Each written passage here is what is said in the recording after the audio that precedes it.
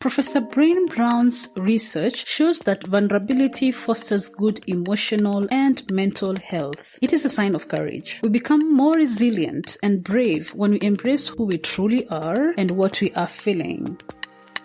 The Vulnerable Scientist podcast is a space for scientists to tell their honest and authentic stories. I am your host, Sarah Nyakeri, who happens to be a scientist, informal science communicator, and I help scientists create personal websites. If you want to support this show, go to www.patreon.com/thevulnerable-scientist. You can also follow this podcast on all social media platforms at TV Scientist Pod. Did you do any research during your master's? Yeah, so the master's was a one-year master's. It was so it was structured so you have theory classes in the first 6 months, and then you get 6 months, or was it a bit longer? I'm not sure. And then you get 3 months of industry experience or research experience. That's a master's project, and then you get a month or so to write up your thesis or dissertation, and then submission, and then viva, and then graduation. So that all happened within that 1 year. Okay. So I did have so for my master's project, I got a place at Pfizer. Pfizer in southeast of England, in a little village, or maybe it's a town called Sandwich. That's where they have this a really big, or had back then, I'm not sure if it's still there, a big plant, and I was I was with a group that I think I don't remember what exactly the group did, like in the research, but there was heavy annotation going on. There were a few couple of bioinformaticians around. My supervisor was a bioinformatician, and we, I mean, they didn't divulge so much about the purpose of the project you're working on, because we're only there for a few months, and things are quite there's restricted access to information. Even if you're there. So but I had a really cool project. I had to design a tool, something to do with it. So it was taking pairwise alignment, making them into multiple sequence alignment. So using the BLAST, the local alignment algorithm, to and mapping that onto a multiple sequence alignment, because they wanted to compare multiple sequences together rather than just do pairwise. But they wanted to leverage the characteristics of what a local alignment, pairwise alignment does, but implement it on a multiple sequence alignment, and then tie that into a protein structure visualization tool. So you would see, so it would be, so the end product was a GUI, or a web-based GUI, where you have your multiple sequence alignment, and you can highlight your positions in your alignment, which would be reflected in the protein structure. So you could see if there were any polymorphisms in at any position. You could see where they are placed structurally. Okay. And then within the protein structure, you could do all sorts of manipulations of the visualizations, in a stick and ball, or into a sphere kind of rendering and things. So it was a really, really cool experience, especially working in a place like Pfizer. Was only ever my dream, and and the project itself, I could see was, directly was interesting and was useful for their research. What they used it for, I don't know, going down, but they well, it was a cool tool that came. It involved a lot of coding. Sorry, you got lost for a moment there. What did you say? I said it involved a lot of programming, a lot of coding. Oh, okay. So you didn't, okay, now you don't know what exactly it was, what exactly was happening with that tool after that. So, okay. No, I mean, most likely it is somewhere in the bottomless pit of the internet, or the intranet in Pfizer, and it's never got used after a year after, or got obsolete a year after I left, or even a few months after I left. But that's the story of most bioinformatics tools. They just go obsolete. So, what exactly did you do for your thesis now, dissertation now, after the industry experience? So that was the dissertation. So that was the project. Oh, okay. Oh, I thought it so would you be different. Yeah, no, so it was so you could have a research project, or you could have a software development project. So I chose this particular project because I wanted to strengthen my development skills. Although my research skills also needed strengthening, but you had to choose between one and the other. So yeah, that was, and going to Pfizer was really cool. So that's kind of decided it for me. But then you write up your dissertation. I mean, as you would, write it would describing the tool, attach your code, all that. Okay. Explain your logic, things like that too, in the dissertation. Okay. So what happens after, this is 204, right? Yes, yeah. So what happens, I'm following. Yes, I should get my CV out here as well, just to guide me. So what happens after your master's? You've graduated. What next? What were you thinking about what happens next at that moment? So again, that was my between what is it, planned or structured. Well, I don't even know what the word is. It's not between jobs, but between places. Let's just say, where I don't have anything designed or set up, and I was again job hunting. Now, armed with a master's degree, who could turn me down? But plenty did. Wow. Being a foreign national in the UK then wasn't very easy for you to find a job, because for being a foreign national anywhere is difficult to find a job, because you have to justify why you are so much better than anybody locally available, and it incurs additional costs of work permits and visas and things. And I don't think there were many avenues for staying, the migrant visa kind of avenues back then. So it wasn't so easy, let's just say. But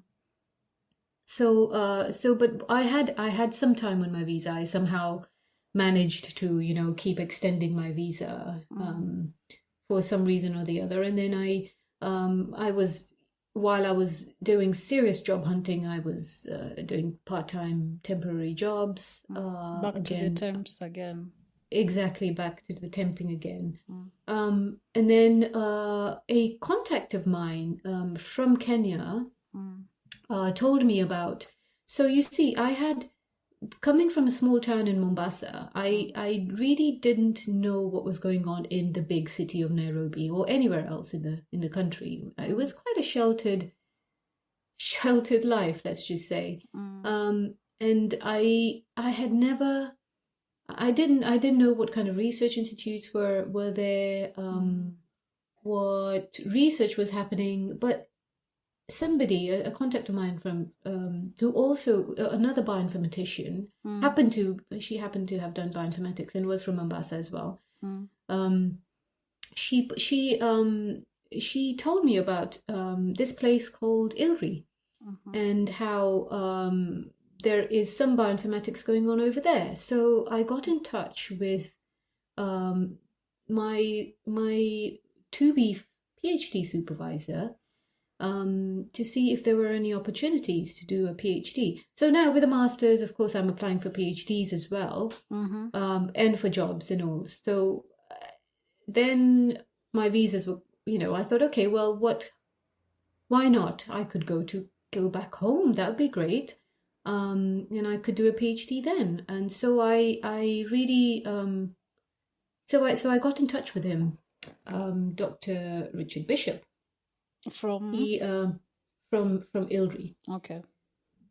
So and he said, hey, yeah, we've got this unit here and we have a project and I'm not sure about the money, but let me talk to some people. And when you're in Kenya, come by ILRI and let's have a chat. So by then I had my visa had run out, so I went back to Kenya, not having secured anything else in the UK by then. So I packed my bags and I moved back home. And I moved back to Mombasa, which was great. It was a very different life in Mombasa now. After having matured a little bit, I was, it was nice coming back home. Not many of my friends were there anymore because people had moved on and moved away, but at least there was family. And so I did a few jobs in Mombasa as well. What kind? So I worked at a medical clinic that was doing some they had a research program, US University of Washington. I think University of Washington had a research program in one of the clinics on HIV in Mombasa. And so my mom at that time was working with them as a lab technician. And so she spoke to them and she heard that they had a need for somebody to set up a database system for collecting their data, digitally recording their data. So I said, well, I have a little bit of experience in database, design and all that from my master's in bioinformatics. And so they took me on, and it was just a few months of setting the database up and in Access. So I didn't use MySQL because they didn't have that, but I had to learn Microsoft Access because that's the tool that they wanted it all on. But anyway, my background and my theory in relational database design helped with that, and then so I set that up, and then by then I had already visited ILRI, and Dr. Bishop had found some funds for a PhD. So then you had met him immediately after you came back, before you went to that database job, or? Yeah, so somewhere in between, I think I met him. So it was just a trip to Nairobi and several email exchanges, of course, but a physical meetup in Nairobi, and then so then I started my PhD in the September of 2005.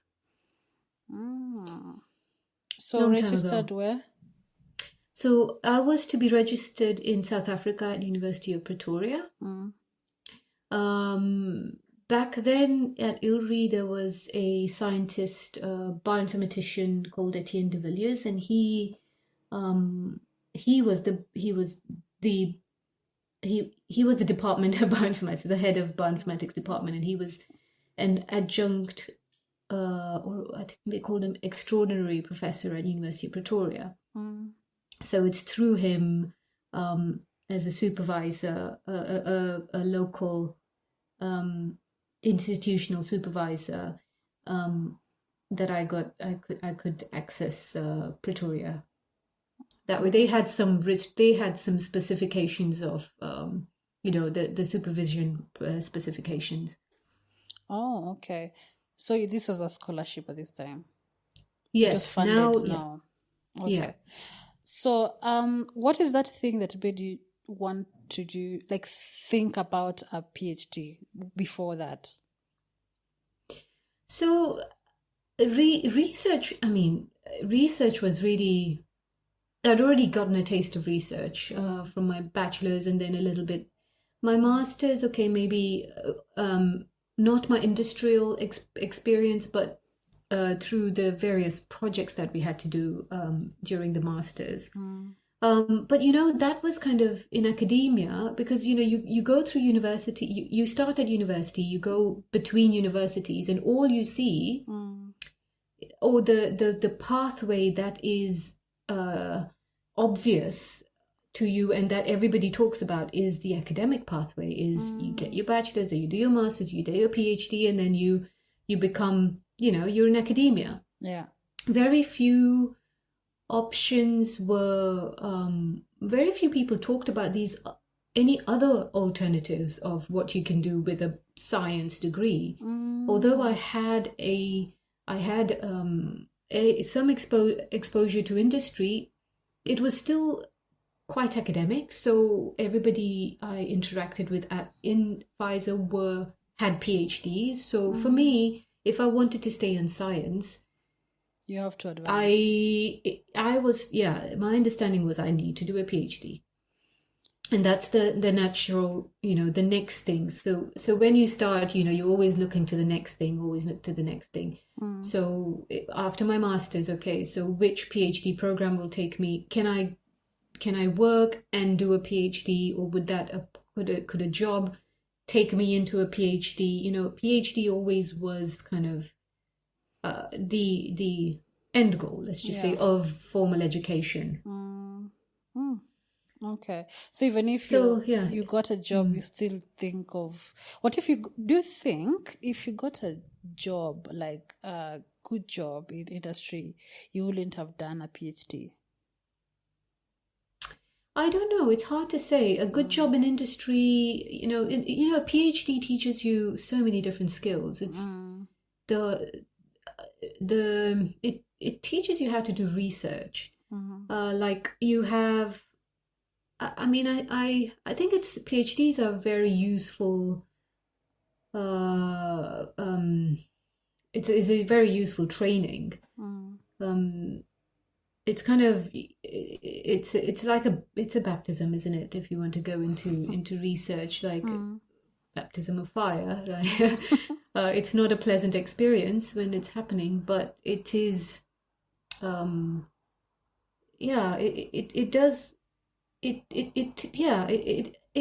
a really useful and important training. So whether, if I had found a job in bioinformatics without a PhD, perhaps I would have been just fine. I would have been just as good a bioinformatician. It really depends on the kind of job, environment you are nurtured in.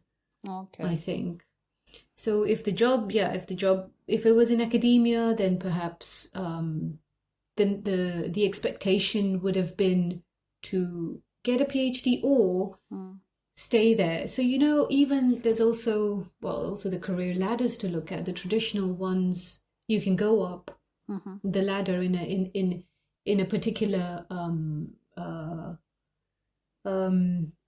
what's the phrase, in a path, a career path. There is if you're there's a path for the scientists, and there's a path for the non-scientists, so the non-PhD holders.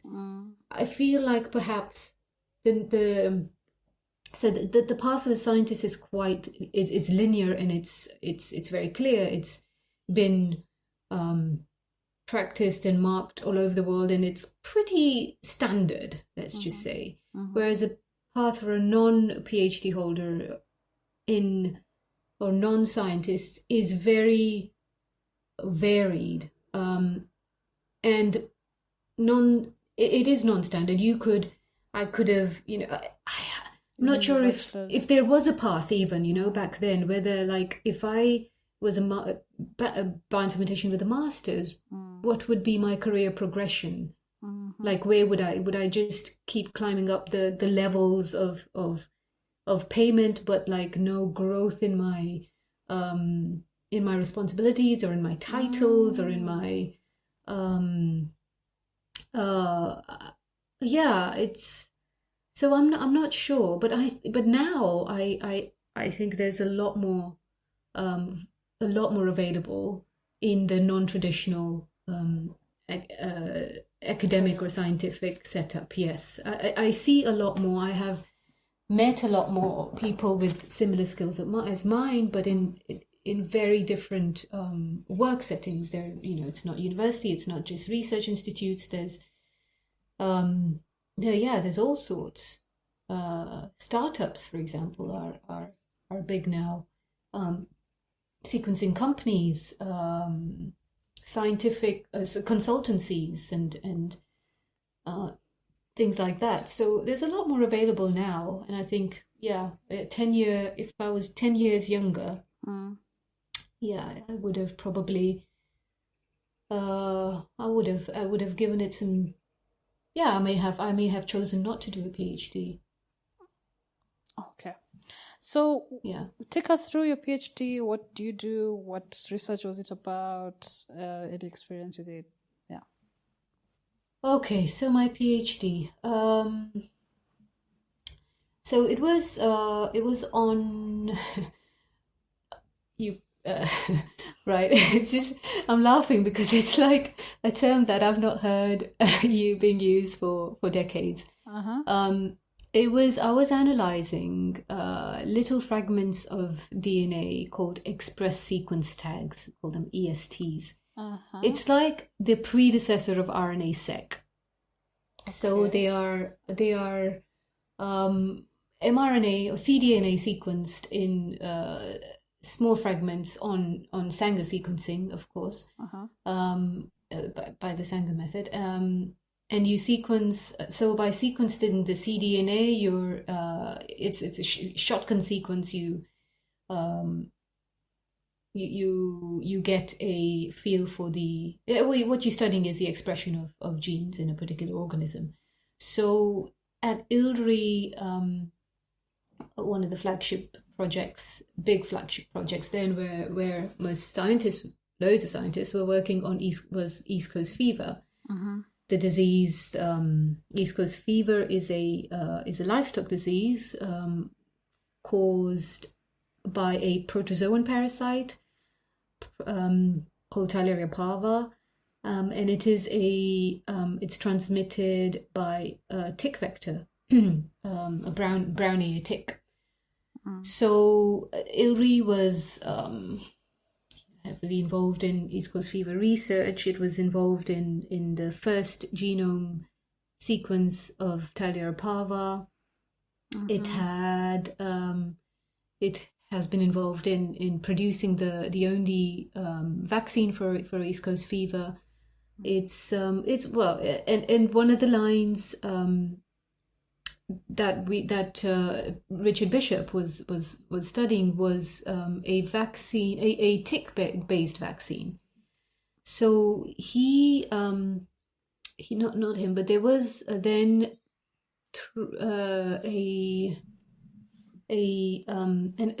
so ticks in general are very interesting. So there's several groups around the world, institutes studying ticks and tick expression. They cause diseases in all kind of animals, even humans. So they're really important. Important. They're not insects, but they're important organisms or a genus of organisms that for disease, for infectious diseases. So there was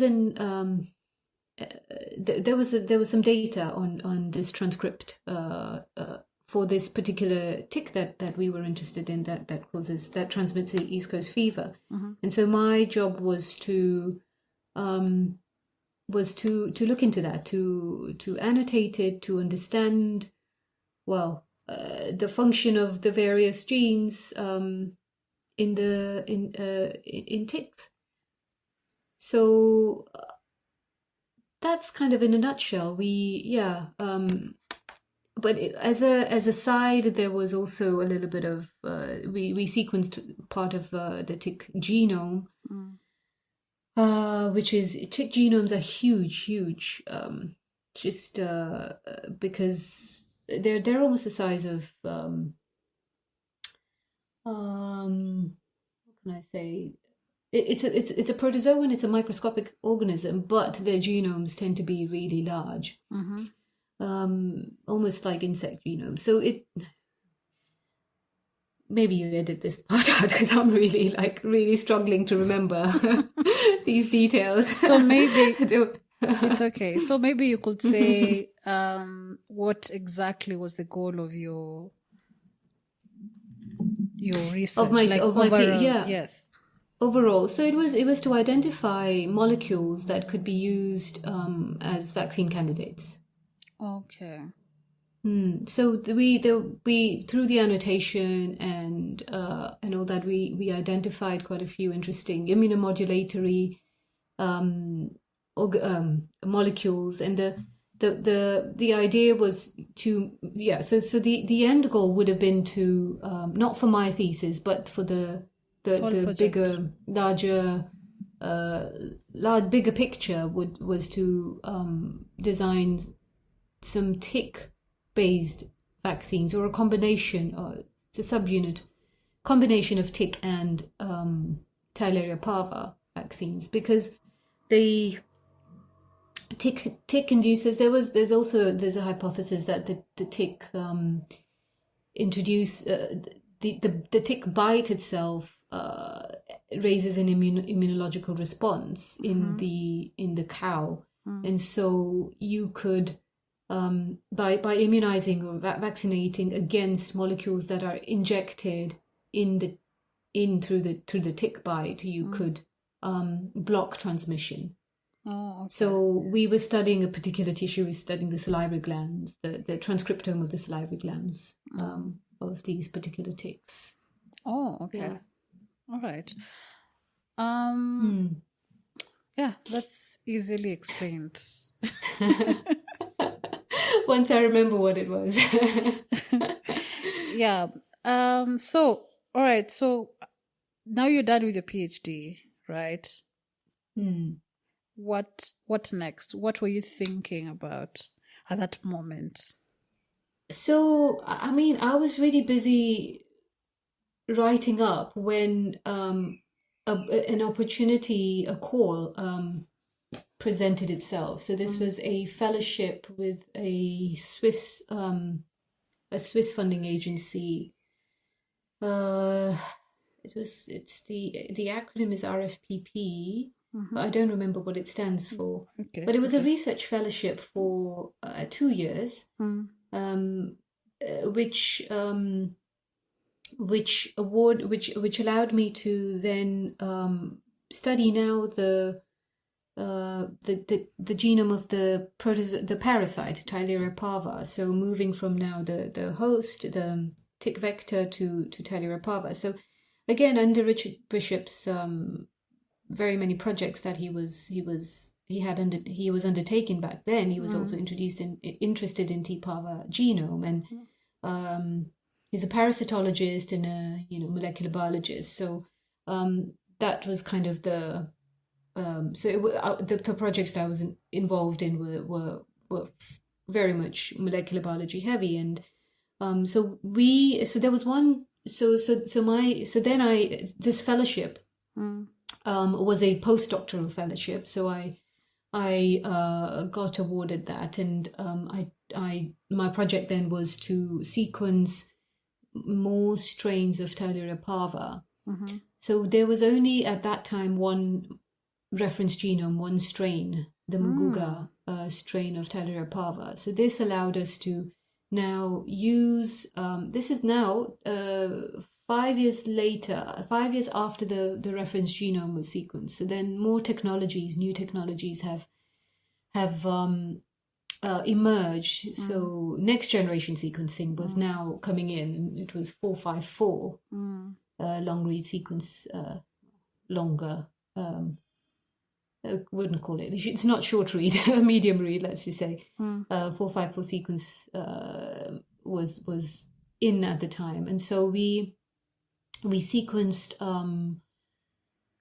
quite a few T parva genomes on 454 then for that project. So my project was sequencing, annotating, and then amongst the sequenced genomes were a couple of recombinant genomes. So that's when two strains are crossed and mixed, two strains of different phenotypes, so the characteristics, and then we tried to we identified several regions of crossover, so that gave us an indication of how structural variation and mutations occur in the parasite. So that was fun. That was my first introduction to next generation sequencing and high throughput sequencing. So the work I did was so it was a joint appointment with the Swiss Tropical and Public Health Institute and ILRI. So I spent a bit of time in Switzerland, in Zurich, with a facility called the Functional Genomics Center in Zurich. They're a sequencing center. I think not just sequencing, but they're a facility for functional genomics.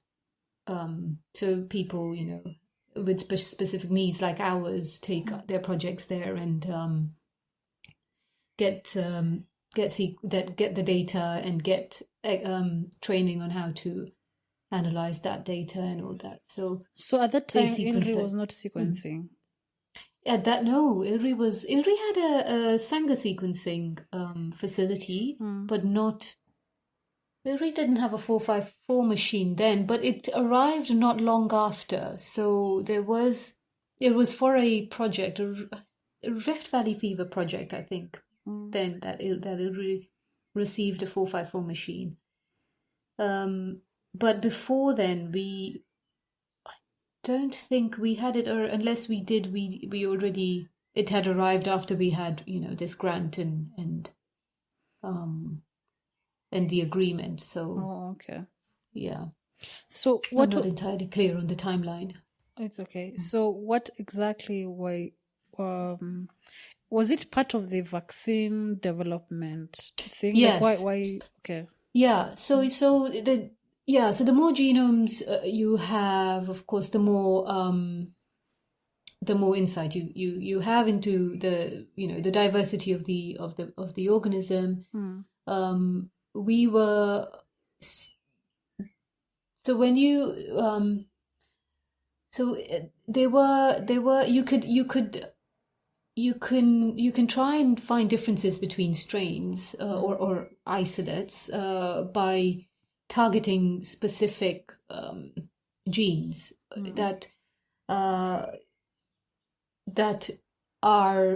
somehow have been identified to be of variable and could or conserved and can give you that information at the correct resolution for you to differentiate between isolates. But we were looking, remember we only had one genome then. So now with many genomes, you can widen your net. You can have many more candidates that you could use to differentiate between isolates. So while there were multiple things you can do that we did with these genomes, to you see what the diversity is, where is the diversity. We also identified whole SNPs at the whole genome level to then use them as markers. So SNP single nucleotide polymorphisms are mutations or differences in nucleotides that occur between two isolates or two individuals of the same species or organism, right? Yeah. So with that you could now with the whole genome data, now a lot of options open up. You can, since then, though, those genomes have been used for several studies. So even after I came back to ILRI, after going away and then coming back recently, we were using them for the various vaccine candidates that were under investigation in the group, for example, to see how are they conserved between species? Are they what level of variation is there? Can you design? Can you use? Are they suitable for using as candidates? Etc. So whole genome sequencing really does open up a lot of doors, and especially now, the molecular biology and vaccine immunology was getting more and more sophisticated. Well, molecular tools were being employed for immunology a lot more. There was that crosstalk a lot happening a lot more now. So that's what the point was to add knowledge to this whole wider understanding of the pathogen. All right. So now, how long were you at ILRI before you left?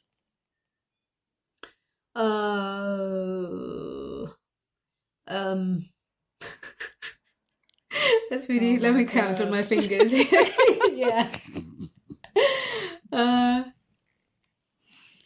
Let's just say 7-8 years or something.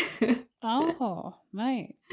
7 or 8 years, yeah. Why did you leave at that time?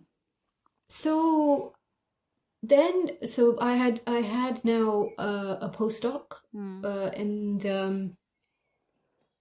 my postdoc was coming to an end. Project, well, the funding was running out, and I was looking around to. By then, I had a bit more of an idea of what other research is going on in Kenya. So when I was initially doing a search for PhDs, I think it was back then, before I decided to go to ILRI, I had visited Kemri-Wellcome Trust, which was just down the road from Mombasa. So I wrote to them and I asked if I told them like I had recently got a master's degree in bioinformatics, and if they had any need for my skills and etc. And they were very kind, and they invited me to have a chat and look around the labs and all that. And they had really nice labs, and they were doing what sounded like really, really exciting and important research. So it was always so I knew that lab was there and all. And so then when I finished my postdoc, I thought, well, let me get in touch with them again and see what the status is again, now that it's been years later. It's been years, yeah. And also they had then advertised for a bioinformatician position. So all the more, so then I knew that they needed bioinformaticians, and so I applied actually for that position, I was unsuccessful. It went to my then supervisor. So I was competing against. It was a really tough competition. So Your then supervisor from ILRI. Oh, okay. And my bioinformatics supervisor from ILRI then. So I didn't feel too bad for not being offered it. But then they did get in touch and said, hey, but we need we have a postdoc opportunity for this particular project in this other department. Are you interested? And I jumped to the chance because it was a very different area. It was in in human medicine, in medicine, and it was bacterial genomes, and it was molecular epidemiology. It was in epidemiology. So it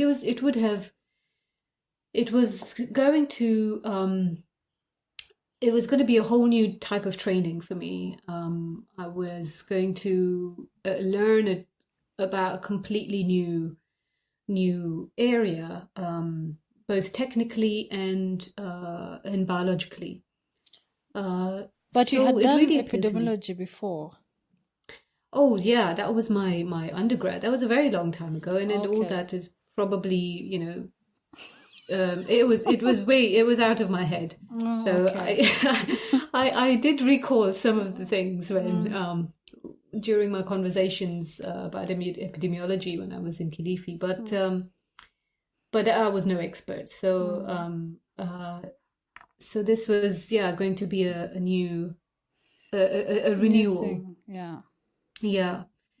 And I really, whenever I take up a new position, I really look for, what is it going to be adding to my skill set and my portfolio. And this completely, this ticked all the bit. Yeah. It wouldn't have been too steep a learning curve because it was employing bioinformatics, theories and all, but it was going to be completely different because it involved understanding molecular epidemiology, understanding the disease as a postdoc, you're driving your own research. So there was all that burden of scientific, so I had to learn and read a lot of papers about what had gone on in this research area before me, and there was a lot of catching up to do and not a lot of time. It was a 2-year postdoc, and I really could have done with one more year. I think just to get a good handle on things. But so I packed my bags and moved to the coast of Kenya, to Kilifi. I don't have family in Kilifi, but family is not far away. Family. Compared to Nairobi. Yeah, exactly. And Kilifi was wonderful. Kemri-Wellcome Trust was just a fantastic place to work in. They have a lot of it's got a much more academic kind of a feel, even though it's not an academic setting. It is it has the same feel. So a lot of the scientists there are kind of joint professors at various universities around, and there's a lot of exchange with the local university, Pwani University there. So there's a lot of teaching, and there's new ideas coming in from abroad and new kind of technologies, and it seemed really vibrant. But what got me the most, got me in a good way, was the proximity to the hospital. So okay, you might find this a bit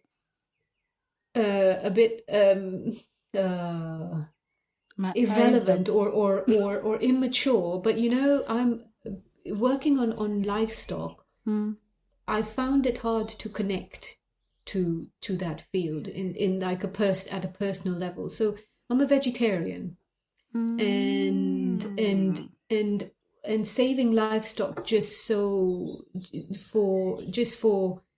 better meat or more milk production. I get it. I get it at the economic level, and I get the benefits of the work that I was doing, and up till quite recently, and I now I feel a lot more invested in it. But how I felt when I work, it's very different when you're working on human diseases. So when I went, so Kilifi is adjoined to the Kilifi District Hospital. So sorry, Kemri-Wellcome Trust is adjoined to the Kilifi District Hospital, and there is kind of there is just this there's a constant exchange of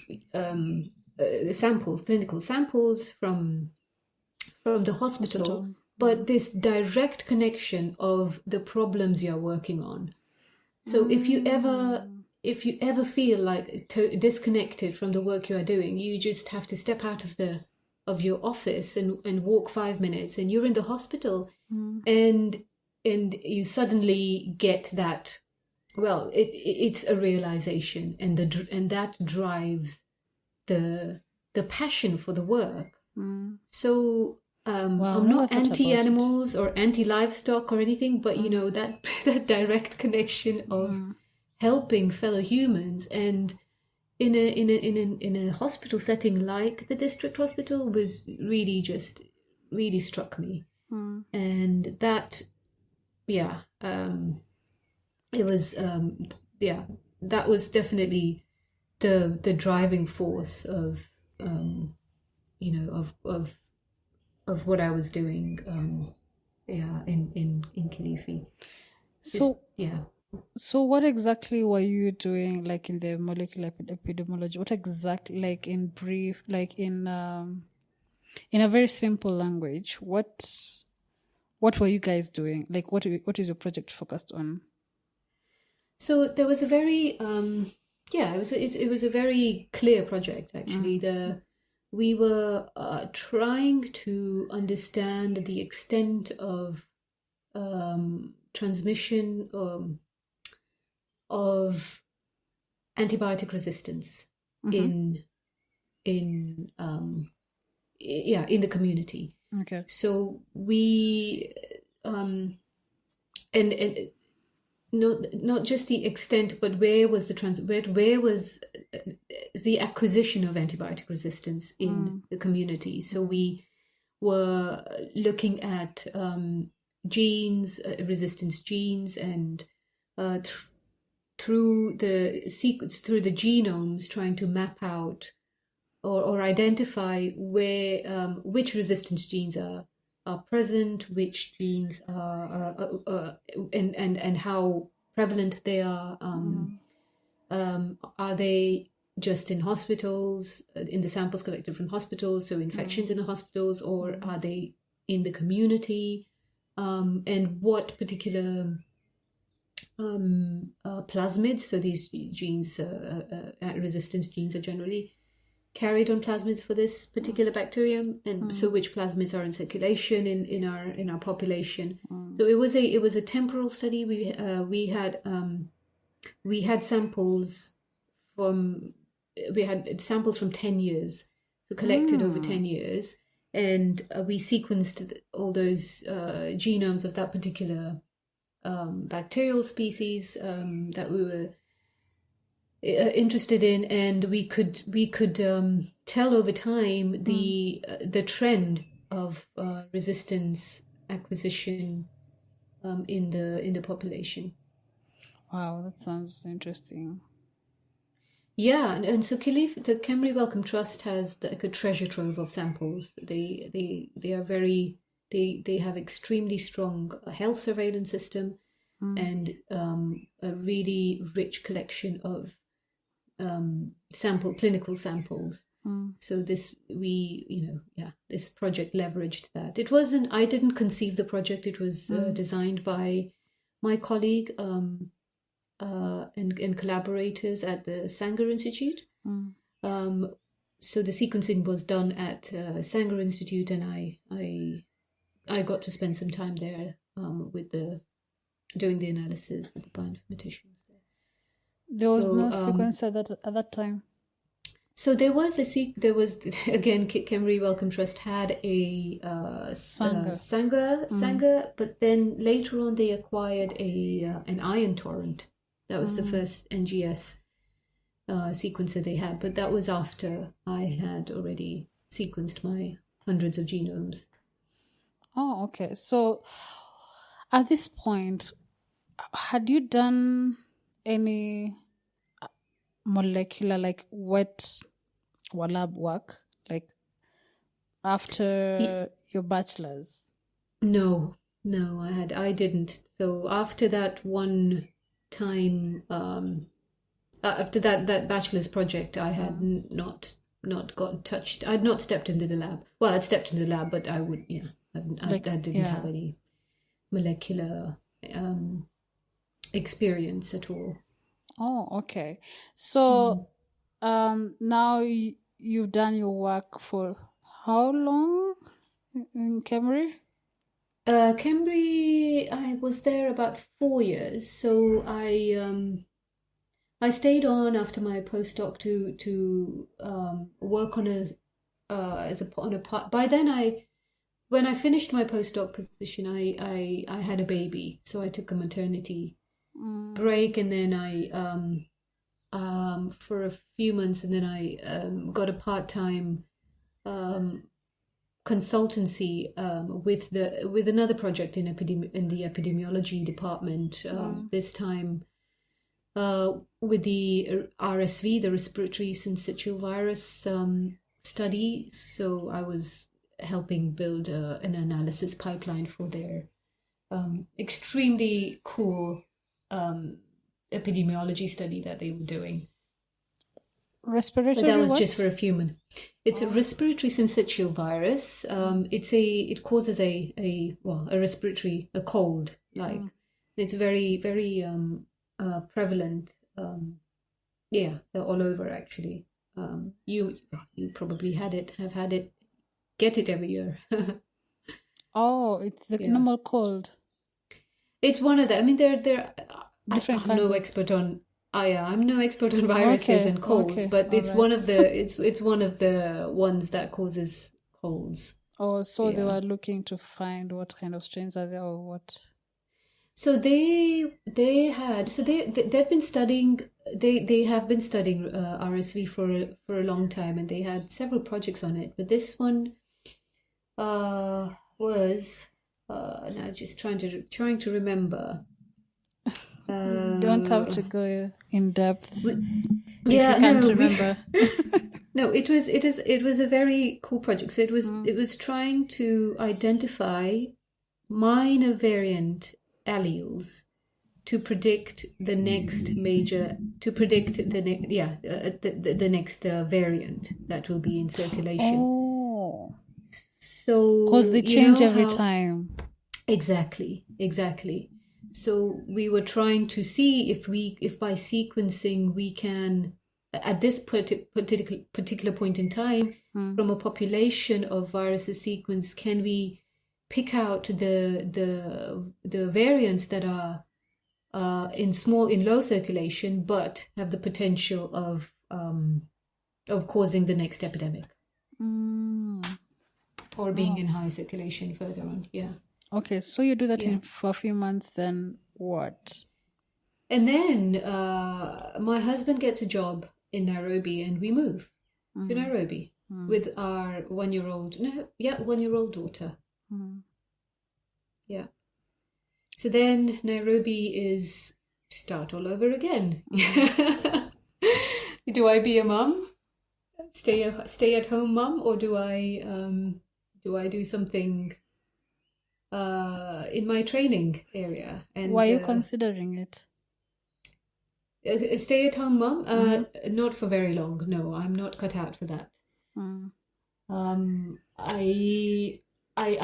love looking after my children and being at home, but I don't think, I can't do it full time. I need some sort of an external, another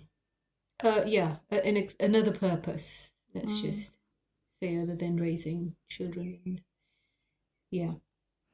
Okay. Yeah. So.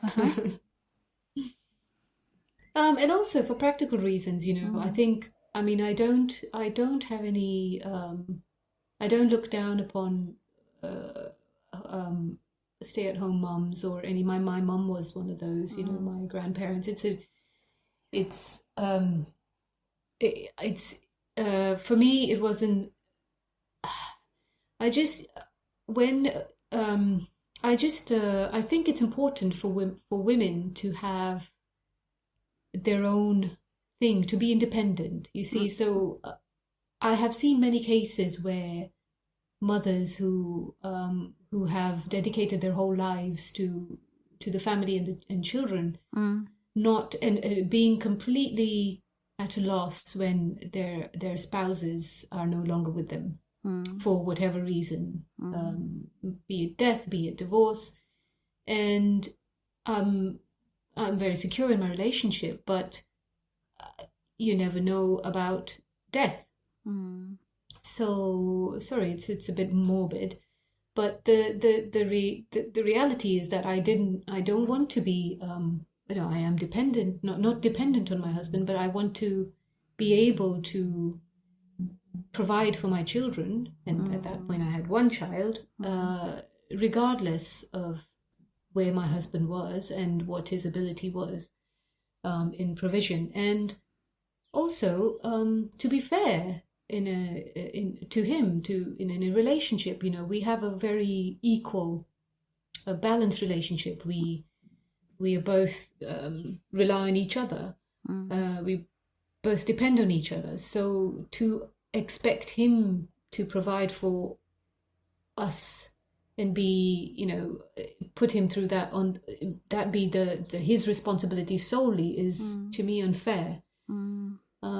So I have to do my bit, which is earn. And I studied. I had two postdocs. So why stop there? Why not put my skills to use? And years of study. Yeah, exactly. So that was those are kind of the thoughts that went through my head. Kenya, as you know, is not brimming with opportunities in science, in research science. So it's always difficult to find, and many a times I looked further out. I looked into data science, and I looked into volunteering for volunteering in to do some data science, just so that I would. I mean, I would keep learning. Whatever it was, if it was to build my skills to build a career in something else, in another data science, or in a totally other field. But I didn't expect, or I didn't think that I was going to be jobless, or jobless. But whether it was paid or unpaid, I was out to look for something other than being a stay-at-home mom. I like that you said paid or unpaid. Why is it important to be doing something either paid or unpaid? Like, why did you insist on that? It's I think I believe it's important for people to keep growing in their mind, and for me, I mean, that is one thing, but also, if at any point I need to provide for my family, I want to be in a position where I can. I have, I invested so much in in developing my skills. So I'm not going to stop there. I want to keep, if I have to keep practicing them to stay relevant, so that I can get a job when I need to. Once you have kids, life changes. Your the way you think changes. You suddenly have this other person you need to feed. So I just I went into this responsible kind of a mind, from career to kind of survival. That if I need to survive, how am I going to survive, and what is the best route from here to survival, and yeah. So that was there. That's what was so unpaid. So why unpaid? Because that would have been my avenue to acquire some skills for free or with a purpose. If you ask me, if I was just sat at home and I didn't have a project, where would I start to what skill? There's just so much to learn. I think, I need a direction. I can't just open the internet and say, today I feel like learning this, or today I feel like learning this, or, I could have done that, but it wouldn't have been I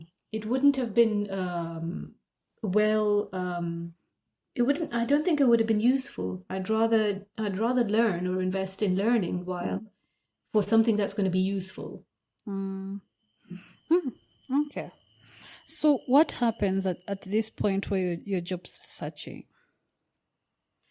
So I do the same. I send out emails to. It wasn't many months. It was maybe 6 months or something. Okay. Probably by the time I had a contract.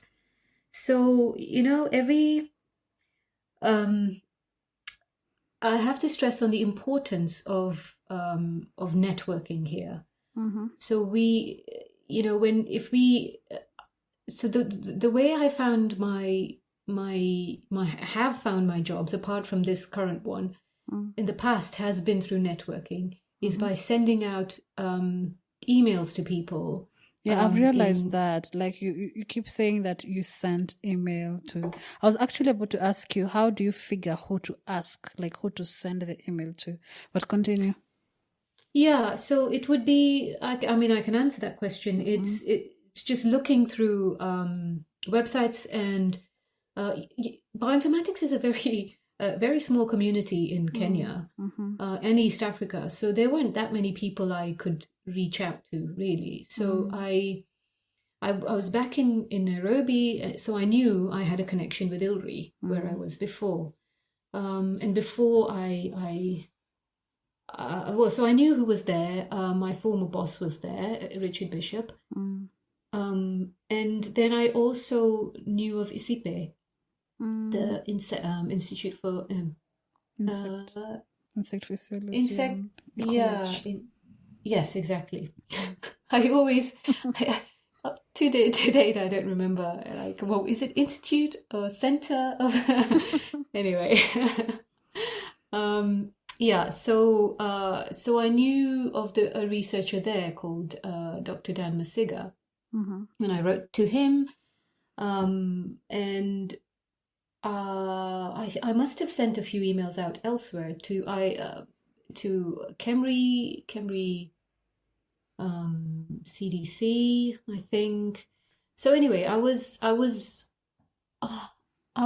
the hunt, and I emailed a few people. My supervisor at ILRI got back to me and said, "Great, we need this piece of work doing. Can you come in as a consultant?" So I said yes, absolutely, and I got a short consultancy part-time that agreed with my hours at home with my baby, and at the same time, I think ICIPE had advertised for a position, a bioinformatics position, a full-time position. So I applied for that, and I was successful, but then I think that the funding fell through or something like that happened, and that position never came to be. But but nevertheless, they offered me a part-time position to just to carry out some bioinformatics projects and supervise some bioinformatic projects there. So at one point I had two part-time positions, one at ILRI and one at ICIPE, and the consultancy. So now I was in these, I had both my feet in two doors, which was great, because then ILRI had more and more bioinformatics projects coming in and a bit more funding, and then I moved over from Richard Bishop to doing a project with Vishnene, who was the head of the vaccines group and also co-leading one of the big programs, the Animal and Human Health program then. So the thing is that with what I've noticed is that when there's no skills around, people find alternatives, or projects don't come, or people don't think of projects. But as soon as you bring some expertise in an institute or somewhere, a lot more, more and more users for those expertise start emerging. And so once I started at ILRI, a lot more projects started coming in that needed bioinformatics skills, expertise and skills, and the bioinformatics research at ILRI got a bit revived, I suppose. In the vaccines group, there was always bioinformatics at ILRI, but in Becca, they were very dynamic, or have been very dynamic over the years. But access to those skills was very limited in terms of time of bioinformaticians. So now, a full-time position was advertised at ILRI under the vaccines group, and I applied, and I was successful, and that was 4 years ago. Till 2 weeks ago, I was in that position. So that's the journey. It's quite an interesting journey there.